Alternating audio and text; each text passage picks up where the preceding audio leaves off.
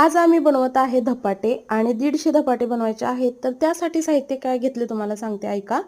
तर इथं घेतलेलं आहे गव्हाचं पीठ, त्यात थोडंसं बेसन पीठ घातलेलं आहे, तीळ, जिरे, ओवा, चवीपुरतं मीठ, हळद, हिरवी मिरचीचा ठेचा, लसूण घालून बनवलेला, कोथिंबीर, कढीपत्ता हे मिक्सरला बारीक करून घातलेला आहे छान अशी चव यावी म्हणून.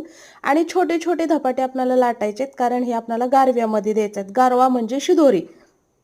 आणि छोटे छोटे आणि तळून करायचे आहेत. आपण जे थापटून भाजून करतो ते नाही. तर हे गव्हाच्या पिठाचे असल्यामुळं लाटून आणि छान कडकणीसारखं एकदम कुरकुरीत अशा तळायचं आहे. आणि आमचे धपाटे करून झाले 150. बायका भरपूर आल्या होत्या, सगळ्यांनी मिळून लवकर उरकलं. आणि आता करतो इथं सजुऱ्या. सजुऱ्या म्हणजे तांदूळ भिजवून त्याचं सारण बनवायचं असतं आणि वरून जे आपण वापरतो ते मैदा वापरतो. मैदा म्हणजे पिट्टी.